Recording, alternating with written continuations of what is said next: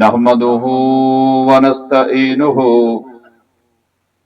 من يهده الله فلا مضل له ومن يضلل فلا هادي له وأشهد أن لا إله إلا الله وأشهد أن محمدا عبده ورسوله اللهم صل على محمد وعلى آل محمد كما صليت على إبراهيم وعلى آل إبراهيم إنك حميد مجيد اللهم بارك على محمد وعلى آل محمد كما باركت على إبراهيم وعلى آل إبراهيم إنك حميد مجيد أما بعد فإن خير الحديث كتاب الله وخير الهدي هدي محمد صلى الله عليه وسلم وشر الأمور محدثاتها فإن كل محدثة بدعة وكل بدعة ضلالة وكل ضلالة في النار من يطع الله ورسوله فقد رشد واهتدى ومن يعص الله ورسوله فقد ضل وغوى أعوذ بالله السميع العليم من الشيطان الرجيم من همزه ونفخه ونفثه يا أيها الناس اعبدوا ربكم الذي خلقكم والذين من قبلكم لعلكم تتقون الذي جعل لكم الأرض فراشا والسماء بناء وأنزل من السماء ماء فأخرج به من الثمرات رزقا لكم فلا تجعلوا لله أندادا وأنتم تعلمون فضیلت الشیخ مولانا عبدالرزاق دل حفظہ اللہ، محترم و مکرم سائیں ابو سیف محمد عمر جمالی حفظہ اللہ، محترم و مکرم جناب مولانا عبدالکریم شاہانی حفظہ اللہ ऐं अॼोकी हिन बाबरकत मजलिस में शिरकत कंदड़ मोहतरम साईं मौलाना अबू मुजाहिद मोहम्मद मूसा जमाली हफ़िज़हुल्लाह ऐं मुंहिंजे साम्हूं वेठल जेके बि मुंहिंजा वॾड़ा बुज़ुर्ग दोस्त अहबाब नौजवान ऐं मुंहिंजा बचड़ा मौजूद आहियो, ख़ुसूसन सज्जाद जोखियो साहब, अस्सलाम वालेकुम वरहमतुल्लाहि वबरकातुहू।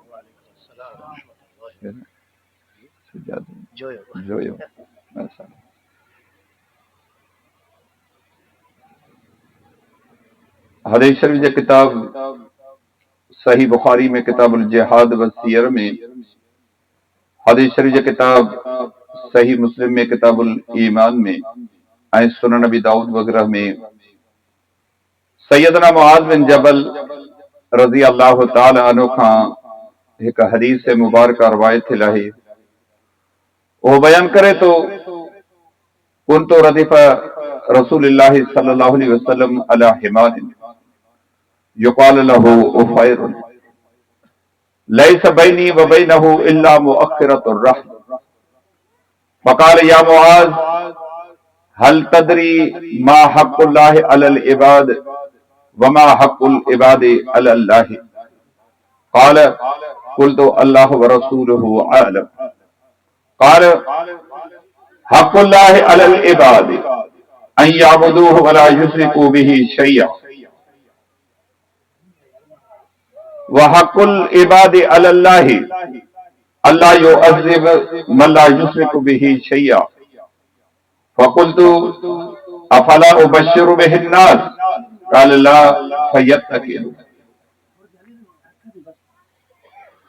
सैयदना मुआज़ बिन जबल रज़ी अल्लाह ताला ने पंहिंजी ज़िंदगी जो हिकु वाक़ियो बयान कंदे फरमाए तो हिकु भेरे जी ॻाल्हि आहे ऐं रसूलुल्लाह सल्लल्लाहु अलैहि वसल्लम जन सां गॾ ते बेल सवार हुयसि जिनखे उफ़ैर जे नाले सां सॾियो थे वियो।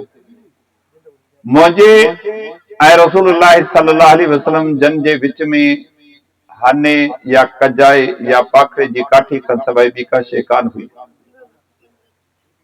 दौरान सफ़र पाण मूंखां सवाल कयऊं, ऐं मुआज़, छा तव्हांखे ख़बर आहे अल्लाह जो पंहिंजे बाननि ते कहिड़ो हक़ आहे ऐं बाननि जो पंहिंजे पालनहार ते कहिड़ो हक़ आहे? चयाईं, मूं अर्ज़ कयो, अल्लाह ऐं उन जो रसूल सल्लल्लाहु अलैहि वसल्लम इन ॻाल्हि खे मूंखां वधीक बहितर ॼाणनि था। पाण फरमायूं, अल्लाह जो पंहिंजे बाननि ते इहो हक़ आहे त उन जी बंदगी उन जी बानत कनि, उन में कंहिं बि मख़लूक खे साणुसि शरीक ऐं भाङे भाईवार न कनि। ऐं बाननि जो अल्लाह ते इहो हक़ आहे, जॾहिं उन जी बंदगी ऐं बानव कनि ऐं उन सां शिरक न कनि त उन्हनि खे अज़ाब न करे। इहा ॻाल्हि ॿुधण खां पोइ मूं अर्ज़ कयो, अॼु जेका बिशारत ऐं ख़ुशख़बरी तव्हां असांखे ॾिनी आहे, छा इहा माण्हुनि खे न ॿुधायां? पाण फरमायूं त न, छो त इन ते तवक्कल भरवसो करे विहंदा इहे इन ॻाल्हि खे सम्झी कोन सघंदा।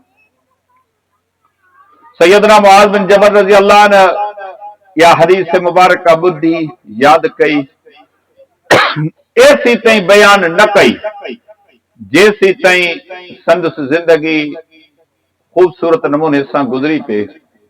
महसूस कई त हाणे शायदि घणो जेरो न रही सघां। पोइ माण्हुनि जे साम्हूं इहा हदीस मुबारक इन डप मां बयान कयईं त मतां क़यामत ॾींहुं मूंखां इल्म लिकाइण जे बारे में सवाल न थिए त रसूलुल्लाह सल्लल्लाहु अलैहि वसल्लम जी हिकु हदीस मुबारक तव्हां ॿुधी ऐं उहा माण्हुनि ताईं तव्हां कान पहुचाई। इन डप इन ख़ौफ़ मां माण्हुनि जे साम्हूं उन इहा हदीस मुबारक बयान कई। इन आख़िरी नुक़्ते ते हर आलिम, हर मुबल्लिग, हर दीन जे दाई, दीन जी सम्झ रखण वारे माण्हू खे सोचणु खपे त उन क़ुरान ऐं हदीस जो जेको इल्म सिखियो आहे इहो माण्हुनि ताईं छो नथो पहुचाए? दीन जो दाई आहे, ख़ादिम आहे, अल्लाह रब्बुल इज़्ज़त सॼे जग में उनखे हिन नेमत सां नवाज़ियो आहे। इन बारे में पुछा कई वेंदी त तोखे जेका दीन जी सम्झ हुई, क़ुरान ऐं हदीस जो इल्म हो, इहो माण्हुनि ताईं तव्हां छो न पहुचायो? तव्हांजे साम्हूं शिरक थिए पियो, अव्हांजे साम्हूं बिदत थिए पई, अव्हांजे अखियुनि जे साम्हूं गुनाह ऐं नाफ़रमानियूं थियनि पयूं, अव्हांजे साम्हूं अल्लाह जी नाफ़रमानी, रसूलुल्लाह सल्लल्लाहु अलैहि वसल्लम जी मुखालिफ़त, क़ुरान जी मुखालिफ़त, हदीस मुबारक जी मुखालिफ़त, शरीयत जी तौहीन थिए पई। तव्हांखे एतिरी हिम्मत ऐं जुरत कान्हे का जो तव्हां माण्हुनि खे सेखारियो ऐं सम्झायो त ही कम ग़लत आहिनि, ही कम शिरक आहिनि, ही कम बिदअत आहिनि, ही कम सही कोन्हे। तव्हां अंदाज़ो लॻायो त जंहिं जमात रसूलुल्लाह सल्लल्लाहु अलैहि वसल्लम जिन खे पंहिंजे अखियुनि सां ॾिठो हो, केतिरे क़दुरु दिलेर, केतिरे क़दुरु हिम्मत वारा, केतिरे क़दुरु बहादुर हुआ। कंहिं बि माण्हू जे ज़बान मां निकिरंदड़ लफ़्ज़नि ऐं मोह ॾे कोन निहारियूं, कंहिंजी तबियत मिज़ाज खे कोन ॾिठूं, कंहिंजी नाराज़गी, कंहिंजी ख़ुशी जो सबबु मालूम कोन कयूं। फिक्र इहो, गणती इहा हुई त ही मूंखे रब जेको इल्म ॾिनो आहे इहो इल्म आऊं ॿियनि ताईं पहुचायां। ऐं नबी अलैहिस्सलाम जन हुन शख़्स जे लाइ केॾी बिशारत ॾिनी आहे। नबी अलैहिस्सलाम जन हुन शख़्स जे लाइ केॾा सुहिणा लफ़्ज़, बल्कि जेकॾहिं चइजे त सोन जे पाणी सां लिखण जे लाइक़ लफ़्ज़ बयान फरमायूं, नज़र अल्लाह हुमरान समिअ मिन्ना हदीसन फहफ़िज़हु हत्ता युबल्लिगहु गैरहु। शाल अल्लाह उन शख़्स जे मुंह खे तर व ताज़ो रखे, खुश व खुर्रम रखे, महकंदड़ ऐं बहकंदड़ रखे। ॿियनि लफ़्ज़नि में ईअं चइजे त अल्लाह करे कॾहिं ॾुखियो ॾींहुं न ॾिसे, सदाईं ख़ुशि गुज़ारे, कॾहिं ॻणती, कॾहिं डप, कॾहिं फिक्र संदसि भरिसां बि न लंघे। जंहिं मूंखां का हदीस ॿुधी पोइ उनखे जीअ में जाइ ॾिनी। सवाल कयां, शहर केतिरा यादि आहिनि, ॾोहीड़ा केतिरा महफ़ूज़ आहिनि, ॾिठूं पिरुलियूं मुअम्मा केतिरा ॼाणूं था, गुजारतूं ॼाणूं था, राणे ऐं मूमल, ससुई ऐं पुनूं ऐं उमर ऐं मारवी जा किस्सा ऐं बेतत यादि आहिनि, पर नबी अलैहिस्सलाम जे अहादीस मुबारक जे ज़ख़ीरनि मां का हिकिड़ी हदीस मुबारक यादि आहे त हीअ हदीस मुबारक सही बुखारी में, किताबुल इल्म में, किताबुल ईमान में फलाणे सहाबी खां मरवी आहे। अहिड़ी का मालूमात पाण वटि आहे? یہ حدیث مبارکہ درس دیتی مسلمانوں نبی علیہ السلام جے احادیث مبارکہ سم دلی طور تے محبت رکھو یہ حدیث مبارکہ مکھے تواں کے دعا جو حقدار بنائے پان نبی علیہ السلام جن کیڈا بہترین لفظ فرمایا ان حدیث مبارکہ کے سامو رکھی کرے اچوں تا ان حدیث مبارکہ میں کتنی ساری نصیحتوں مجھے لائے تواں جے لائے موجود ہیں ان مبارک دور تے غور کریو جے دور جی ترقی جو مثال تواں بدو نہ روڈن نہ رستاہن نہ اعلیٰ قسم جو سواریوں ہن کائنات جی ایک عظیم ہستی جے کے خاتم النبیین امام اعظم محمد مصطفیٰ صلی اللہ علیہ وسلم جن کے نالے سان جاتو سنیاتو وجے تو چھا مقام مرتبہ ہے چھا عظمت بلندی ہے چھا وقار حیثیت حیبت ہے رب وٹ عزت کیتری ہے جے رب سندن عمر جو قسم قرآن مجید میں فرمایا ہے ورفعنا لک ذکرک جیڑا عظیم لفظ سندن متعلق فرمایا پیغمبر دنیا کتھے پہنچے مانو کی پرہن تنجو ذکر تنجو نالو تنجو تذکرو تنجو بیان تنجی گال قیامت مانن جے چپن زبان مجلس میں جاری و ساری رہندی تنجے نالے کے دنیا میں کیر مٹائے کون سگدو کہ مٹائے وا کہ کون مٹائے وا ہکڑے ڈی ہمیں مسجد میں اذان اچے تھی تمام مسلمان ملکن جے مسجدن تے غور کریو غیر مسلم ملکن جے مسجدن تے غور کریو اللہ رب العزت جی وڈائی کبرائی بیان تھن کھا پوئے مؤذن بانگو یہ لفظ چہتو اشہد ان محمد رسول اللہ بدفع یہ لفظ چہتو صلی اللہ علیہ وسلم کیرے عظیم نالے کے وسارے سگدو رب العزت کیڈو وڈو مقام کیڈو وڈو مرتبہ عطا کیو سادگی جو کیڑو عالم ہے کا وڈائی کانے کو تکبر کونے کو فخر کونے کو گڈہ جیڑی سواریا اللہ رب العزت نعمت دے طور ڈی ہے شکرانے طور تے ان نعمت کے سمجھی کرے پان ان تے سوار تھیان سفر روا دوا ہے نہ بنی نہ بارو نہ تجارت نہ واپار نہ سیر نہ سفر یہ حدیث مبارکہ درس لیتی ان عظیم انسان جے کردار اسے حسنہ تے غور کریو کترے قدر صدر طبیعت میں سادگیا اللہ رب العزت گھوڑو ڈنو سوار تھیا ڈاچی ڈنی سوار تھیا اٹھ ڈنو سوار تھیا گڈہ میسر کرے ڈنو انتے سوار تھیا یہ حدیث مبارکہ درس لیتی سواری جو جکو قسم ملے ان میں عیب نہ کڈو گڈہ ملے گھوڑو ملے سائیکل ملے موٹر سائیکل ملے سزوکی ملے کار ملے اعلیٰ قسم جی گاڑی ملے ہر نعمت اللہ رب العزت جو شکر ادا کریو یقیناً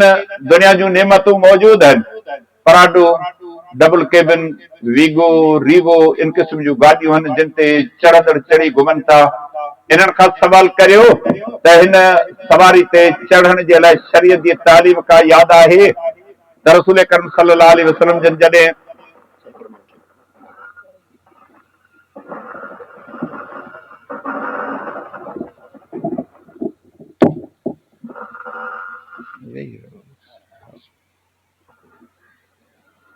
انہن کا سوال کریو تو رسول کرم صلی اللہ علیہ وسلم جن جڑے سواری تے سوار تھیندا ہا کیڑے قسم جو دعاؤں ہیں کتنے مقدار میں پڑھندا ہا یقیناً کروڑن جو گاڑیوں ہن پر یقین جانو نہ سواری جی دعا ہے نہ سفر جی دعا ہے جے تواں کان سوال کریاں تو رسول کرم صلی اللہ علیہ وسلم جو سنت مطابق سفر جی دعا یاد ہے حقیقت ہی ہے نہ آئے کروڑ جی گاڑی لکھن جے تعداد میں پندر گاڑیوں ہن پر سنت مطابق سفر سان کے نصیب نہ تو تھے اللہ جے رسول صلی اللہ علیہ وسلم جی مبارک زندگی تے غور کریو پان گڈہ تے سوارن پر پنجو پیارو ساتھی سیدنا معاذ بن جبل رضی اللہ تعالی عنہ او سانن گڈ ہے یہ حدیث مبارکہ درس لیتی امی سوارن وارا آیو اواں رستو وٹھی ونجو پیا اواں جے گوٹھ جو اواں جے علاقے جو غریب مسکین پہنچ نہ رکھندڑ مانو پند ونجے پیو امی پنجی گاڑی کے بریک دیو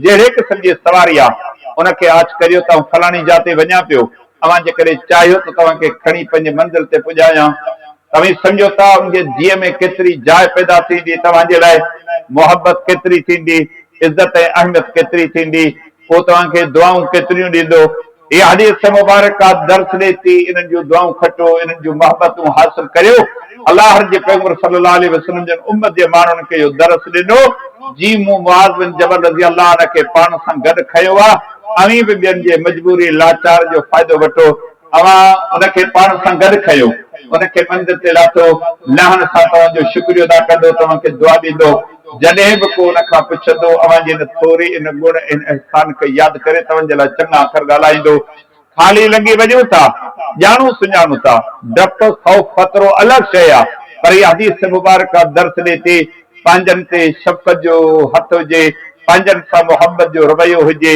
انهن کي کے منزل تے پجاڻ ۾ توهان ان جي مدد ڪريو ان ۾ الله جي نبي عليه السلام جي سنت عمل جو توهان کي اجر ۽ ثواب ملندو اللہ جے نبی علیہ السلام جن گڈ تے سواری کئی سادگی جو مثال ہر عالم ہر مبلغ ہر دین جے دائی ہر مسلمان کے کھپے تکبر ۽ فخر نہ کرے نبی علیہ السلام جن سادگی جو مثال دنیا جے ساموں پیش کیو اللہ کے سادگی جو مثال ایڈو بڑیو یہ عمل ایڈو بڑیو اے رب کے وہ رتبو ڏنو جو ہن کھان اگ اے کھان کھان کوئی ایڈو رتبو کنکھے بھی کو ڏنو تمام معراج جو واقعو پڑھو قرآن مجید پڑھو نبی علیہ السلام جے احادیث مبارکہ جو مطالعو کریو جبریل امین علیہ السلام براق نالے جانور کاہے آئے وا جن جی ہکڑی بکھ اتے پوے تھی جیسی تین صحت مند مانو جی نظر پوے تھی ایڈو تیز ڈوڑندڑ جانور اللہ رب العزت آسمانن تے موکلیو وٹھی آئے وا ان براق تے سوار کرے آسمانن تے پہتو وا ستن آسمانن جا سیر کیا ہن سدرت المنتہا جی سوہ حسن ۽ جمال کے پسیوں رب العزت سان وحی کے ذریعے گال بول تھی ہے انبیاء علیہ السلام سے ملاقات تھی ہے فرشتن سے ملاقات تھی ہے انہن جی بھلی کار جا لفظ کنن سب ॿुधाइन یہ اعزاز ظاہر کرے تو مسلمانو پان میں تواضع عاجزی نبڑت انکساری جو جذبو پیدا کریو ان اللہ نبی علیہ السلام جی حدیث مبارک ہے جن میں پان ارشاد فرماؤں تو بے شک اللہ ان بانے جا درجہ بلند فرمائے تو جیکو پان کے ہیٹ کرے تو اللہ ان کے بلند متھے کرے تو یہ حدیث مبارکہ نبی علیہ السلام جی اسوہ حسنہ اخلاق کے ظاہر کرے تھی پان گڈ تے سوار تھیا اللہ رب العزت اعزاز اہو نصیب کیو جو براق جو جانور سدن سواری جے موکلیو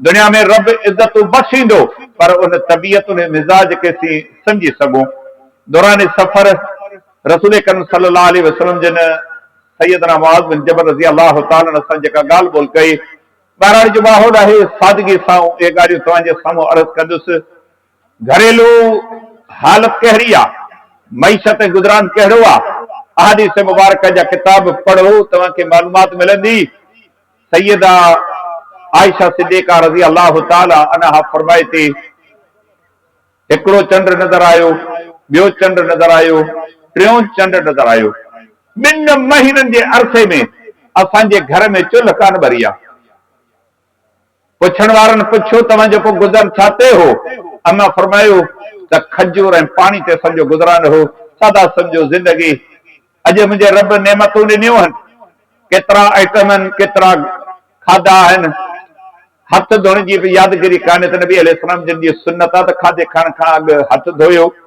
بسم اللہ پڑھی پنجے پاسے کھان کھاؤ کھادو کھائی فلانی دعا پڑھو نبی علیہ السلام جو اسے حسنہ پان میں کتھے آ صرف پیٹ بھرن ضرور سکھیا آیوں اللہ جے نبی علیہ السلام جی معیشت گزر ۽ مالی حالت غور کریو ب مہینہ گھر میں چل کانتی برے کا ناشکری کانے کہیں بھی قسم جو کو روڑن کو پٹ کو کونے کو اسی ہر کہیں سان ویہائی تا شکایتوں کریوں اٹو کونے ان کونے کو اج بھاجی کانے اج بوڑ کونے اج ہی کونے اج ہی کونے ہن عظیم انسان جی زندگی تے غور کریو کا شکوا کونے کنجے ساموں کو ذکر دل کونے کو اے ہکڑے پاسے گھر جی غربت جو ایہو حال ہے ہکڑی نماز میں پوئتے رہل کونے تہجد جی نماز جی تلاوت قرات کے کدے کھولے پڑھو پنج پنج سپارہ ہکڑی رکعت میں پڑھن وارو نبی جہیں جے پیٹ میں چھاہے پیٹ تے پتھر بدلن خندق کھوٹین پیا مٹی جا للہ کھڑن پیا اللہ ولا عیش الا عیش الاخر جڑا سنہری لفظ سدن زبان مبارک تے موجود ہیں اللہ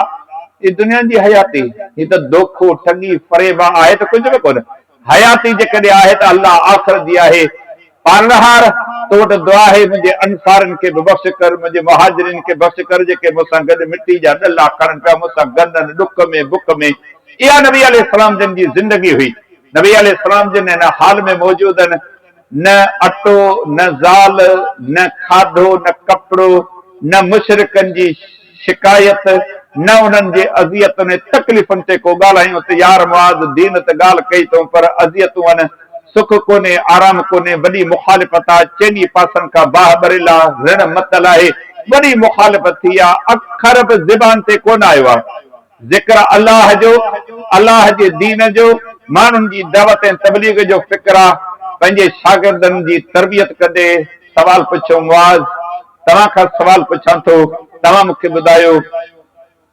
अलाह जो पंहिंजे ॿारनि ते कहिड़ो हक़ आहे कॾहिं पंहिंजी घरवारी खां को सवाल कयो अथऊं ज़िंदगी गॾु गुज़ारी आहे तौहीद छा खे चइजे पुट वॾो आहे गाॾी जे चाबी उनजो छल्लो हथ में आहे उन खां करे सवाल कयो आहे पुट शिरक जी माना छा आहे कॾहिं घर जे भातियुनि खे विहारे सवाल कयो आहे बिदत छा खे चइजे गुनाह छा खे चइबो आहे नेकी छा खे चइबो आहे गुनाह करण सां छा थींदो नेकी करण सां छा मिलंदो अलाह जे पैगंबर सल्लल्लाहु अलैहि वसल्लम जन पंहिंजे शागिर्दनि जी तरबियत करे उम्मत जे माण्हुनि खे दरस ॾिनो आहे ही ॻोठ जो चङो मुड़ुसु आहे क़ौम जो चङो मुड़ुसु आहे इलाइक़े जो वॾो आहे पंहिंजे घर जो वॾो आहे पंहिंजे स्कूल जो वॾो आहे पंहिंजे पाड़े जो वॾो आहे पंहिंजी क़ौम जो वॾो आहे कॾहिं उन वेहारे पंहिंजे मातहतनि खां कंहिं क़िस्म जो को सवाल कयो आहे इहा हदीस मुबारक दर्स ॾे थी करे सवाल करे उन्हनि जी कैफ़ियत मालूम करियो त साईं जन केतिरा पाणी में आहिनि केतिरी हिननि जी ॼाण आहे सोशल मीडिया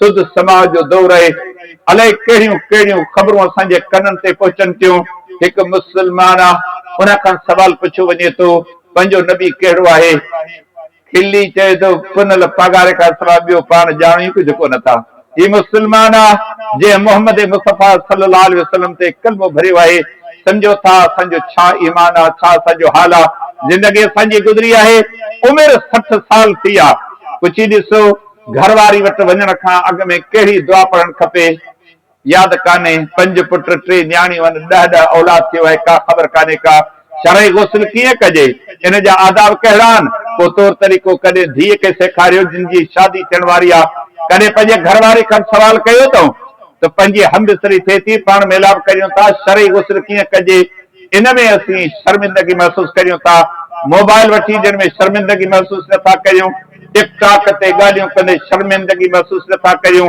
उरियानियत फहाशी ओगारप जूं ॻाल्हियूं ॾिसंदे ॿुधंदे शर्म महसूस नथा करियूं दीन जी ॻाल्हि ॿुधंदे असीं शर्म महसूस करियूं था कॾहिं कंहिंजी का तरबियत कई अथऊं पुट वियाहियो पायखानो कयो अथव पेशाब कयो अथव काकूस में पहिरियां कहिड़ो पेर दाख़िल कजे ॿाहिरि पहिरियां कहिड़ो पेर कढिजे वञण महिल छा चइजे निकिरण महिल छा चइजे सफ़ाई कहिड़े हथ सां कजे ऐं ॿाहिरि निकिरण खां पोइ उन हथ जी सफ़ाई कजे या न कजे कॾहिं का मालूमात का वरिती अथऊं पंहिंजे औलाद जी का तरबियत कई अथऊं शिरक छा खे चइजे शिरक जो गुनाह कहिड़ो आहे अलाह शिरक ते छो नाराज़ आहे बिदत छाजे करे दीन में नुक़सानकार आहे अल्लाह रब्बुल इज़्ज़त कहिड़नि कमनि में राज़ी आहे अल्लाह कहिड़नि कमनि में नाराज़ आहे इहा हदीस मुबारक हर वॾे खे दरस ॾे थी पंहिंजे मातहत पंहिंजे औलाद पंहिंजे नौकर पंहिंजे हारी पंहिंजे दोस्त पंहिंजे खादिम पाण सां गॾु रहण वारे सां जेकॾहिं कचहरी करणी आहे न दीन जी कचहरी करियो इमरान खान आज़ाद थींदो या न पीपल्स पार्टी जी हुकूमत हली सघंदी या न फलाणो मुल्क कीअं आहे फलाणो कीअं आहे डोनाल्ड ट्रंप जी ख़बर ॾियो फलाणे जी ख़बर ॾियो सुबुह खां वठी शाम ताईं अदाकारनि जी ख़बर अदाकाराउनि जी ख़बर फिल्मुनि जी ख़बर स्टेज जी ख़बर नाटक जी ख़बर टिकटॉक जी ख़बर आहे यूट्यूब जी ख़बर आहे चैनल्स जी ख़बर आहे जीबी जी ख़बर आहे इहे सभु ख़बरूं असांजूं मर्कज़ आहिनि उतां ते वेठा आहियूं 5 माण्हू मौजूद आहिनि 5 जे हथ में मोबाइल आहे केरु कंहिंसां कोन थो ॻाल्हाए जेकॾहिं ॻाल्हाए थो इन्हनि मौज़ूअनि ते जिन जो मूं ज़िक्र कयो आहे अल्लाह जे रसूल सल्लल्लाहु अलैहि वसल्लम जन जो उसवे हसना ॾिसो का दुनिया जी ॻाल्हि ज़बान ते तरी कान आई आहे मुआज़ अल्लाह जो पंहिंजे बाननि ते कहिड़ो हक़ आहे कॾहिं पाण वेही पंहिंजे पाण खां सवाल करियूं अकेलाई हुजे केरु बि ॿुधंदड़ न हुजे अल्लाह ज़मीर ॾिनो आहे ज़िंदा आहियूं मुस्लमान आहियूं रब जा पैदा कयल आहियूं, पंहिंजे पाण खां सवाल कयूं, ऐं फलाणा दे ख़बरचार तोखे रब कहिड़ियुनि कहिड़ियुनि नेमतुनि सां नवाज़ियो आहे, तोते को अलाह जो हक़ आहे या कोन्हे को, तोते को रसूल जो हक़ आहे या कोन्हे को, तोते क़ुरान जो को हक़ आहे या न, दीन इस्लाम जो को तोते हक़ आहे या न। इहा हदीस मुबारक झिंझोड़े थी, ख़बर तयार करे थी मुस्लमानो अहिड़ा सवाल कंदा करियो जंहिंमां तव्हांखे कुझु वरे गैर ज़रूरी सवाल न करियो। साईं ॾियो ख़बर मोली साहब, आदम अलैहिस्सलाम ऐं हवा अलैहिस्सलाम जी शादी थी न, हा निकाह कहिड़े पढ़ियो, हाणे इन सवाल जे जवाब जी डुक डोड़ा पुछी ॾिसो, घर में दाख़िल थियण जी कहिड़ी दुआ पढ़िजे, ॿाहिरि निकिरण जी कहिड़ी दुआ पढ़िजे, सफ़र जी दुआ कहिड़ी पढ़िजे, सवारी जी दुआ कहिड़ी पढ़िजे, राति जो हंध ते सुम्हण महिल छा कजे, कहिड़ी दुआऊं पढ़जनि, इन्हनि शयुनि जी घुर्ज ज़रूरत आहे, गैर ज़रूरी सवाल न करियो।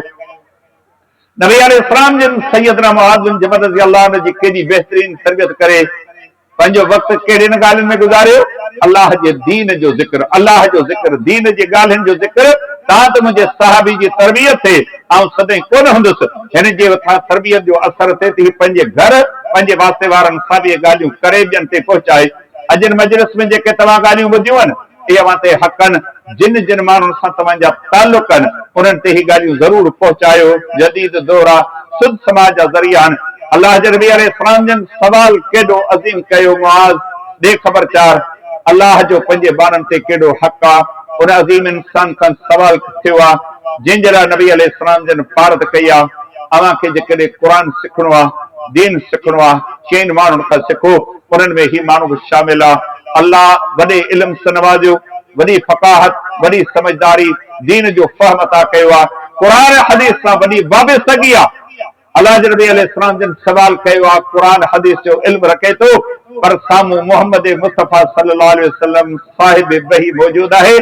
नबी अलैहिस्सलाम जन खे सवाल जो जवाब जेकॾहिं आउं तव्हां खां पुछां, अलाह जो ॿारनि ते कहिड़ो हक़ आहे, पंहिंजी सम्झ, पंहिंजे फ़हम, पंहिंजे अक़ल मुताबिक़ साईं नमाज जो क़ाइम करणु, ज़कात जो अदा करणु, बैतुल्लाह जो हज करणु, अखियुनि जी हिफ़ाज़त करणु, ज़बान जी हिफ़ाज़त करणु, ओघर जी हिफ़ाज़त करणु, रोज़ा रखणु, थुल्हे लेखे कुझु न कुझु ॻाल्हियूं मूंखे तव्हां ॿुधाए वेंदव। पर सैयदना मुआज़ बिन जबल रज़ियल्लाहु अन्हु हिकिड़ी ॻाल्हि कान कई, केॾा अज़ीम गुस्ताख़ जा। अलाह ऐं उनजो रसूल सल्लल्लाहु अलैहि वसल्लम जे सवाल जो जवाब वधीक ॼाणनि था। आऊं जेका ॻाल्हि कंदुसि न, इहा ॻाल्हि दीन कान बनबी, इहा ॻाल्हि शरीयत कान बनबी, इहा शइ सबूत कान्हे, हुज्जत कोन्हे, दलील कोन्हे को। दलील जे मुवाफ़िक़ ॻाल्हि थी सघे थी, मुखालिफ़ थी सघे थी, बज़ाते ख़ुदि कंहिंजी ॻाल्हि दलील नाहे। दलील, हुज्जत, सबूत मोहम्मद मुस्तफ़ा सल्लल्लाहु अलैहि वसल्लम जे ज़बान मुबारक मां निकिरंदड़ लफ़्ज़ आहिनि, जिन जे लाइ रब क़ुरान में फरमायो, वमा यंतिकु अनिल हवा इन हुवा इल्ला वहयु यूहा। ऐं मुंहिंजो रसूल सल्लल्लाहु अलैहि वसल्लम पंहिंजी मर्ज़ी, पंहिंजी वणत, पंहिंजे सद, पंहिंजे ख़वाहिश सां नथो ॻाल्हाए, उहो ई कुझु ॻाल्हाए थो जेको असीं खेसि वही करियूं था। केॾो अकुल आहे, केॾो शूर आहे, केॾी सम्झ आहे, केॾी परूड़ आहे।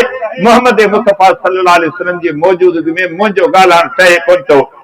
ही दर्स आहे तव्हांजे लाइ, मुंहिंजे लाइ, इल्म वारा मौजूद आहिनि, उन्हनि जी मौजूदगी में घणी देग न करियूं। माण्हू को मसलो पुछे थो, साईं फलाणी ॻाल्हि न हिन खां अॻु जो आलिम ॿुधाए, आम माण्हू ॿुधाए थो छॾे, इन मसइले जो जवाब ही आहे। जे तोखे अचे न अचे, एसी ते तोखे अदब एतिराम जो मुज़ाहिरो करणो आहे, जेसि ताईं आले इल्म उन बारे में का तव्हांखे ॻाल्हि ॿुधाए ऐं सम्झाए। ऐं उन्हनि माण्हुनि खे वॾे अदब एतिराम सां अर्ज़ कयां थो, जिन जे इमामनि जूं ॻाल्हियूं, मुर्शिदनि जूं ॻाल्हियूं, पीरनि जूं ॻाल्हियूं, बुज़ुर्गनि जूं ॻाल्हियूं, रईसनि ऐं सरदारनि जूं ॻाल्हियूं क़ुरान सुन्नत जे साम्हूं अचनि थियूं न, पोइ उन्हनि ॻाल्हियुनि खे वठनि था, क़ुरान सुन्नत खे छॾे ॾियनि था। हिन जाते तव्हां सैयदना मुआज़ बिन जबल रज़ियल्लाहु अन्हु जो अख़लाक़ ऐं किरदार ॾिसो, हिकिड़ो अखर नबी अलैहिस्सलाम जे साम्हूं कोन कढियो आहे। उम्मत खे दरस आहे, रब जे फरमान, नबी जे फरमान जे साम्हूं कंहिं उम्मती खे जुरत न हुअणु खपे त को अखर ॿाहिरि कढे। उनजो कमु आहे ॿुधणु, समेना वाताना, ॿुधोसूं ऐं मञोसूं, बसि इहो हिकिड़ो मोमिन जो किरदार आहे। नबी अलैहिस्सलाम जन सैयदना मुआज़ बिन जबल रज़ियल्लाहु अन्हु खे जॾहिं ॾिठी त मूंखे सवाल जो जवाब कोन ॾिनो आहे, पाण नबी अलैहिस्सलाम जन फरमायो, हक़ुल्लाहि अलल इबाद ऐं याबुदूहु वला युशरिकू बिही शैया। मुआज़, अल्लाह जो पंहिंजे बाननि ते इहो हक़ आहे त उन जी बंदगी, उन जी बानब कर, जेका बि इबादत कनि, जेका बि बानत कनि न, उनमें साणस शरीक ऐं भाङे भाईबर न कनि, शिरक न कनि। कॾहिं पंहिंजे पाण खां सवाल कयो तूं आहियूं मुस्लमान, साईं अल्लाह ते ईमान, रसूल ते ईमान, क़ुरान ते ईमान, हदीस ते ईमान, मरण ते यकीन, कबर ते यकीन, सुवालनि जे जवाबनि ते यकीन, क़यामत ते यकीन, जन्नत ते यकीन, जहन्नम ते यकीन, हिसाब किताब थियण ते सॼो यकीन आहे। इहे ईमान इस्लाम जा बुनियादी अक़ीदा असांखे सेखारिया विया आहिनि। इहे सभु ॻाल्हियूं करण वारे खां सवाल करियो, तूं चवीं थो त मुंहिंजो अल्लाह जे मथां ईमान आहे। ला इलाहा इल्लल्लाह, अल्लाह खां सवाइ को बि माबूद बरहक न आहे। ओही दाता, ओहो दस्तगीर, ओहो मुश्किल कुशा, ओहो हाजत रवा, ओहो बिगड़ी बनाईंदड़, ओही नफ़ो ॾींदड़, ओही नुक़सान ॾींदड़, ओहो पुट ॾींदड़, ओहो धी ॾींदड़, ओहो इज़त ॾींदड़, ओहो ज़िल्लत ॾींदड़ आहे। आसमाननि खे पैदा करण वारो अल्लाह, ज़मीन खे पैदा करण वारो अल्लाह, इंसाननि खे, जानवरनि खे, पखी पखनि खे, सारी काइनात खे ख़ल्क़ण वारो हिकिड़ो अल्लाह आहे। कोई इबादत जे लाइक़ आहे। नंढी इबादत, वॾी इबादत, जानी इबादत, माली इबादत, ॾींहं में कयल, राति में कयल, माण्हुनि जे विच में कयल, अकेलाई में कयल, हर क़िस्म जी इबादत जे लाइक़ सिर्फ़ हिकिड़े अल्लाह जी ज़ात आहे।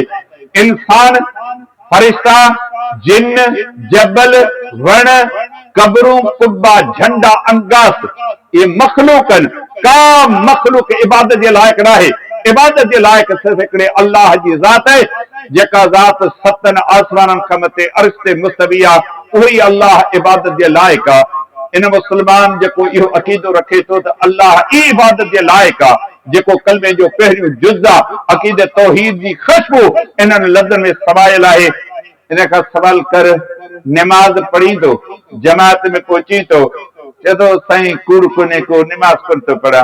पोइ तूं नमाज़ कोन थो पढ़ी, ही जेका तूं ज़बान सां दवा करीं थो ला इलाहा इल्लल्लाह, अल्लाह खां सवाइ को बि इबादत जे लाइक़ कोन्हे, पोइ तुंहिंजी दवा में दम केतिरो आहे, इन में बदन केतिरो आहे, इन में हैसियत तुंहिंजी कहिड़ी थी? तूं त चवीं थो त अल्लाह ई इबादत जे लाइक़ आहे। उन मालिक जे दर तां तोखे ॾींहं में 5 दफ़ा सॾु थिए थो, अल्लाह अकबर जी सदा बुलंद थिए थी। इहो मुअज़्ज़िन जो अज़ान मस्जिद जे भितियुनि, मस्जिद जे मुनारनि सां टकराए पूरे ॻोठ जे मुस्लमान मर्द औरतुनि जे कननि ते पहुचे थो। को अहिड़ो आहे जेको कम छॾे, मसरूफ़ियत छॾे, कचहरी छॾे, हर कम खे छॾे, वुज़ू करे मस्जिद में अचे, पोइ चइबो त हिनखे अल्लाह ते ईमान बि आहे, पोइ कलमे जे हिन लफ़्ज़नि खे सम्झी बि सघियो आहे। नबी अलैहिस्सलाम जन उम्मत खे दरस ॾिनो, मुस्लमानो अल्लाह जा तव्हां ते हक़ आहिनि, उनजी बंदगी, उनजी बानत कयो। ऐं मुंहिंजे करीम रब क़ुरान मजीद में सूरतुल बक़रह जे 3 रुकू में फरमायो, या अय्युहन्नास उबुदू रब्बकुमुल्लज़ी ख़लक़कुम वल्लज़ीन मिन क़ब्लिकुम लअल्लकुम तत्तक़ून अल्लज़ी जअल लकुमुल अर्ज़ फ़राशम वस्समाअ बिनाअन वअनज़ल मिनस समाइ माअन फ़अख़रज बिही मिनस समरात रिज़क़न लकुम फ़ला तजअलू लिल्लाहि अंदादम वअंतुम तअलमून। ऐं माण्हू ओभर में, ओलह में, उत्तर में, ॾखिण में, ॻोठनि में, शहरनि में, जबलनि में, गारनि में, चुरनि में रहण वारो, जिते बि रहण वारा माण्हू आहियो, अवां सभिनी खे पालनहार जो इहो ख़िताब आहे। उन पालनहार जी बंदगी इबादत कयो, जंहिं तव्हांखे अवां खां पहिरियों माण्हुनि खे पैदा कयो, त जीअं उनजे ॾमर, उनजे कहर, उनजे पकड़, उनजे अज़ाब खां तव्हां बची वञो। अवां में तक़वा ऐं परहेज़गारी जो जज़्बो ऐं मादो पैदा थिए। पंहिंजी चौधारी निहारियो, जंहिं ज़मीन ते रहो था, अल्लाह ज़मीन तव्हांखे ताबे करे ॾिनी आहे। इहा ज़मीन ख़ामोश आहे, चुप आहे, साकिन आहे, हिकिड़ी जाते बीठी आहे। इनखे थोरो रुॻी लोलो अचे, सम्झो था तव्हां जूं इमारतूं, तव्हांजा बंगला केॾा बि मज़बूत छो न हुजनि, घणी देर ताईं बीहंदा। कुझु वक़्त में तुर्की में ज़िलज़िलो आयो हो, अवां सोशल मीडिया ते जदीद दौर आहे, उहे मंदर ज़रूर अखियुनि सां ॾिठा हूंदा।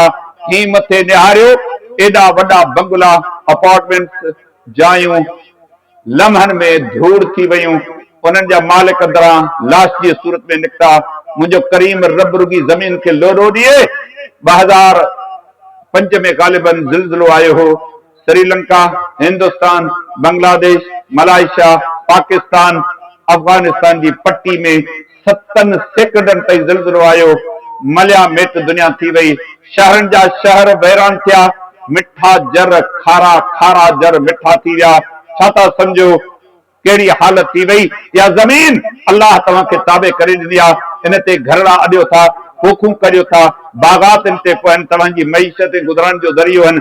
या ज़मीन अव्हांजे ताबे करे रब ॾिनी आहे, जिते तव्हांजा घरड़ा अयामनि खां आबाद आहिनि। थोरो रुॻी ज़िलज़िलो अचे थो, ख़ूबसूरत घरनि मां ॿाहिरि निकिरी भॼी वञो था। आसमान तव्हांजे लाइ छत बनाई, इन आसमान मां थोरो वीह जो पाणी वसाई, अव्हांजा अंगण उजरी पिया, पोखूं धोपी साफ़ सुथरियूं थी पयूं, खाधे पीते जो इंतज़ाम थियो, जानवरनि जो, पखियुनि जो, माण्हुनि जो खाधे पीते जो इंतज़ाम थी पियो, नहरूं रवादवा थियूं, वाटर ऐं कसियूं ऐं कड़िया बही पिया, पाणी जो इंतज़ाम थियो। रब्बुल आलमीन फरमाए थो, सिज ॾे निहारियो, चंड ॾे निहारियो, तारनि ॾे निहारियो, केतिरे क़दुरु करीम रब हिन ज़माने में तव्हांजे लाइ निशानियूं पैदा कयूं आहिनि। अल्लाह रब्बुल आलमीन फरमाए थो, हेतिरियूं निशानियूं, हेतिरियूं नेमतूं, हेतिरियूं नवाज़िशूं ॾिसी पोइ बि तव्हां मुंहिंजे दर ते नथा अचो, या मूंसां गॾु गैरनि खे शरीक करियो था, कॾहिं कंहिंजी नेकी करियो था, ही मूंखे फलाणे ॾिनो आहे, फलाणे ॾिनो आहे, फलाणे ॾिनो आहे। मुंहिंजो रब करीम फरमाए थो, जेकी कुझु तो वटि आहे, वमा बिकुम मिन नेमतिन फमिनल्लाह, ऐं का बि नेमत अहिड़ी कान्हे का, पर उहा तोखे अल्लाह ॾिनी आहे। उन नेमत जो इंतसाब, उनजी डेडिकेशन सिर्फ़ अल्लाह ॾे हुअणु खपे। अल्लाह रब्बुल इज़्ज़त फरमायो, अल्लज़ी ख़लक़ल मौत वल हयात लियब्लुवकुम अय्युकुम अहसनु अमला। वो अल्लाह है जंहिं मौत खे पैदा कयो, हयाती खे पैदा कयो। ही को खेल कोन्हे, तमाशो कोन्हे, का मज़ाक ऐं मस्करी कान्हे। लियब्लुवकुम, तां त तव्हांखे, मूंखे, पोयनि खे, अॻियनि खे, रदी दुनिया जे सभिनी माण्हुनि खे आज़माए, अय्युकुम अहसनु अमला, अमा में केरु आहे जेको सुठा सुहिणा भला अमल करे थो। ही अमल जी दुनिया आहे, कंहिं किरदार निभाइण जी जाइ आहे। कहिड़ो किरदार निभायूं था, कहिड़ा अमल करियूं था, मरण खां पोइ कबर, कबर खां पोइ क़यामत में आणे पेश कया वेंदा। चयो वेंदो, इकरा किताबक कफ़ा बिनफ्सिकल यौम अलैका हसीबा। दुनिया जो हिसाब करियूं था, पंहिंजे नाम ऐं अमाल में लिखियल ॻाल्हियूं पढ़। तुंहिंजे अखियुनि छा ॾिठो, तुंहिंजी ज़बान छा ॻाल्हायो, तुंहिंजे कननि छा ॿुधो, हथनि छा कमायो, पेर केॾां विया, दिल दिमाग़ ज़हन छा सोचियो। 24 कलाकनि जी, हिकु हफ़्ते, हिकु महीने, हिकु साल, 70 साल जी कमाई तुंहिंजे पन्ननि में लिखियल आहे, पर त तूं छा करे आयो आहीं। ही दुनिया मूंखे तव्हांखे रब आज़माइश ऐं इम्तिहान जे लाइ मोकिलियो आहे, जिन जो हिन हदीस मुबारक में ज़िक्र आहे। रुॻी निमाज़ इबादत कान्हे, मोमिन मुस्लमान जो हर कम जेकॾहिं क़ुरान ऐं हदीस जे मुताबिक़ आहे न, इहो इबादत आहे। अल्लाह जी शरीयत में कयो आहे, रुॻी निमाज़ जो अमर कोन कयो आहे। मोमिन मुस्लमान जो सुम्हण इबादत आहे। नबी अलैहिस्सलाम जो उसवे हसना तयार करियूं, राति जो बिस्तरे ते ईंदा हुआ, वुज़ू कंदा हुआ, कहिड़ियूं दुआऊं केतिरे मिक़दार में पढ़ंदा हुआ। इन जो इहो अमल इबादत आहे, सुम्हण इबादत आहे। जागड़ महल नबी अलैहिस्सलाम जन छा कंदा हुआ, इहो बि इबादत आहे। जेकॾहिं ॻाल्हायूं क़ुरान ऐं हदीस, इहो बि असांजी इबादत आहे। ॿुधूं, जीअं हींअर तव्हां ॿुधी रहिया आहियो, असांजो ॿुधण बि इबादत, हिते असांजो वेहण बि इबादत, हली अचण इहो बि इबादत, 5 रुपया ख़र्च कनि इहो बि इबादत, हिन जलसे वारनि सां 5 रुपया तावन कयो, इहा बि इबादत आहे। के कोठ ॾिनव, अॼु दीन जो जलसो आहे, इहा बि तव्हांजी इबादत आहे। कंहिं न्याणी खे रस्ते तां ईंदे ॾिठव, कंध झुकायव, निगाहूं न मिलायो, इहा बि इबादत आहे। तव्हां ज़बान जी हिफ़ाज़त कई, अखियुनि जी हिफ़ाज़त कई, ओघड़ जी हिफ़ाज़त कई, इहे सभु इबादत आहिनि। पुटनि ते, न्याणियुनि ते, घरवारी ते ख़र्च कयो, इहा बि इबादत आहे। वालिदैन जी जेका ख़िदमत कयो, इहा बि इबादत आहे। पाड़े वारनि जे मथे ते शफ़क़त जो हथ रखियो, इहा बि इबादत आहे। कंहिं ग़रीब मिस्कीन ते अवां शफ़क़त जो हथ रखियो, उन जी मदद कई, को लक लंघायो, इहा बि तव्हांजी इबादत आहे। इबादत रुॻी निमाज़ कोन्हे, मोमिन मुस्लमान जो हर कम इबादत जो दर्जो रखे थो। कंहिं तव्हांखे ॿुधाए त रुॻी निमाज़ इबादत आहे। हिकु हिकु मोमिन जो कम इबादत आहे। पेशाब करण वञो था, गंदगी गिलासत कढण वञो था, पाखानो करण वञो था, पर जेकॾहिं तव्हां काकूस जे ॿाहिरां बीही दुआ पढ़ी, बिस्मिल्लाह अल्लाहुम्मा इन्नी अऊज़ु बिका मिनल खुब्सी वल खबाइस, ॿाहिरि निकितो, गुफ़रानक जा लफ़्ज़ ज़बान ते आया, खाॿे हथ सां सफ़ाई कयो, पहिरियां साॼो पेर, खाॿो पेर दाख़िल कयो, निकिरण महिल साॼो पेर ॿाहिरि कढियव, हथ पंहिंजो मिटी सां साफ़ कयो, साबुण सां धोतव। इहे सभु कम तव्हांजा पैगंबर जी सुन्नत मुताबिक़ अदा करण जे करे इबादत में आहिनि। मोमिन मुस्लमान जो हर कम शरीयत असांखे ॿुधायो त इबादत आहे। या अय्युहन्नास उबुदू रब्बकुम, 24 कलाक जेकी ॾिसूं, जेकी ॿुधूं, जेकी खाऊं, अवां जो खाइण इबादत आहे। तव्हां हथ धोयो, बिस्मिल्लाह करियो, पंहिंजे पासे खां खाओ, जेतिरी घुर्ज आहे खाई दुआ घुरो। अवां जो खाइण इबादत, अवां जो सुम्हण इबादत, अवां जो हलण इबादत, अवां जो वेहण इबादत, अवां जो न ॿुधण इबादत, ॾियण इबादत, न ॾियण इबादत आहे। ही गैर शरई कम आहे, शिरक जो कम आहे, ग़लत कम आहे। हिते कोन वेहंदुसि, हिते कोन ॾींदुसि, इहा इबादत आहे। हिते वेहंदुसि, हिते रब जी तौहीद, पैगंबर जी सुन्नत बयान थिए थी, इहा इबादत आहे। मोमिन मुस्लमान जो हर कम इबादत आहे, जिन जे लाइ अलाह ताला असांखे दुनिया में मोकिलियो आहे। पंहिंजे पाण खां सवाल करियूं, 24 कलाकनि में केतिरे क़दुरु पंहिंजे रब जी बंदगी बारम करियूं था। अलाह केतिरा दफ़ा यादि आयो आहे, 24 कलाकनि में रसूल केॾी महिल को यादि आयो आहे, जुती लाहिण महिल, जुती पाइण महिल, ॻाल्हाइण महिल, हर कम करण खां अॻु अलाह जो रसूल पान खे केतिरा भेरा यादि आयो आहे, जंहिंजो हिन हदीस मुबारका में ज़िक्र आहे। हीअ हदीस मुबारका दर्स ॾे थी, जेका बि इबादत आहे अकेले अल्लाह खे जुगाए थी, जेको अल्लाह हर जाते न। केतिरा माण्हू अक़ीदो रखनि था अल्लाह हर जाते हाज़िर नाज़िर आहे। न मुंहिंजा दोस्तो, अल्लाह हर जाइ ते न, सतनि आसमाननि खां मथे अर्श ते मुस्तवी आहे। अर्रहमानो अलल अर्श इस्तवा, रहमान अर्श ते मुस्तवी आहे। उनजो इल्म, उनजी कुदरत हर जाइ ते हाज़िर आहे। का जाइ उनजे इल्म ऐं उनजे कुदरत खां ख़ाली कान्हे का। इहो अक़ीदो रखो। मूंखे वजूद अल्लाह बख़्शो, घरवारी मूंखे अल्लाह ॾिनी, रिज़्क मूंखे जेकी मौजूद आहे अल्लाह ॾिनो, पुट अल्लाह ॾिनो, धी अल्लाह ॾिनी, घर अल्लाह ॾिनो, बनी अल्लाह ॾिनी, कोख भली अल्लाह कई, इज़त अल्लाह ॾिनी, बीमारी अल्लाह ॾिनी, बीमारी अल्लाह लाती, आज़माइश अल्लाह ॾिनी, आज़माइश अल्लाह लाती। दुनिया में तंगियूं तकलीफ़ अचनि थियूं, सभु रब तो आज़माइश लाइ ॾिनो। तूं न ॾींदे केरु ॾींदो, ॾेह जो ॾातार तूं। मौलाना हाजी अहमद अल्लाह जा लफ़्ज़ केॾा क़ीमती आहिनि। हर शइ जी निस्बत अल्लाह जे लाइ। ही दुनिया में जेके माण्हू मौजूद आहिनि, पीर पंहिंजी पूजा कराइनि, मुर्शिद पेरनि में पवनि, मुस्लमान आहियो, इहे सभु मखलूक आहिनि। इबादत जे लाइक़ सिर्फ़ हिकिड़े अल्लाह जी ज़ात ऐं इताअत ताबेदारी फर्मबरदार जे लाइक़ सिर्फ़ अल्लाह ताला मोहम्मद मुस्तफ़ा सल्लल्लाहु अलैहि वसल्लम जन खे मोकिलियो आहे। ये हदीस मुबारका दर्स ॾे थी, मुस्लमानो, शिरक जा अड्डा क़ाइम आहिनि। पंहिंजे सिंध, जंहिंखे पाण बाबुल इस्लाम चऊं था, the gateway of Islam, इस्लाम जो किलो आहे, इस्लाम जो दरवाज़ो आहे। ही पाकिस्तान ऐं हिंदुस्तान बरे सगीर, इन जो गेट वे आहे, दरवाज़ो आहे सिंध।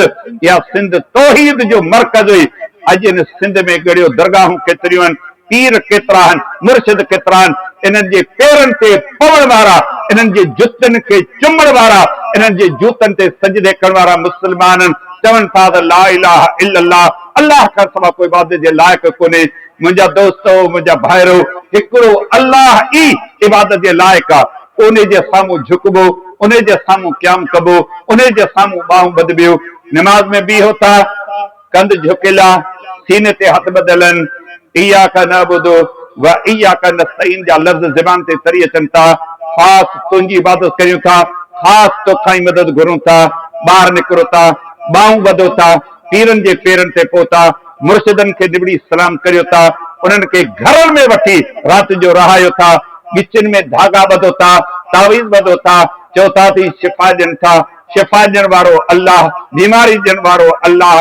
हदीस मुबारका ऐं क़ुरान जी तालीम इहा ई आहे। हर क़िस्म जी इबादत जे लाइक़ सिर्फ़ हिकिड़े अल्लाह जी ज़ात आहे। इहे सभु मखलूक आहिनि, मरी विया आहिनि। क़ुरान थो फरमाए, इन्हनि खे इहा बि ख़बर कान्हे कब्रनि मां कॾहिं उथारिया वेंदा। उन्हनि खे ख़बर कान्हे ॿाहिरि केरु बीठो आहे, छा थो चवे, इन जी घुर्ज कहिड़ी आहे ऐं न हू इन घुर्ज खे पूरे करण जे क़ाबिल आहे। इहा हदीस मुबारका अलाए केतिरनि फ़ाइदनि ते मुश्तमिल आहे। अचो इन हदीस मुबारका जी रोशनी में पंहिंजो एहतिसाब करियूं, पंहिंजे पाण खां सवाल करियूं। ऐं मुस्लमान, अल्लाह खे मञण वारो, अल्लाह रब्बुल इज़्ज़त जी बंदगी, अल्लाह जी तौहीद ऐं नबी अलैहिस्सलाम जी सुन्नत खे केतिरे क़दुरु सम्झी सघियो आहियां। हदीस मुबारका जो ॿियो नुक़्तो असांखे दरस ॾे थो, जॾहिं असीं अल्लाह जा हक़ अदा करियूं, हिकिड़ो बि हक़ अल्लाह जो ज़ाया न करियूं।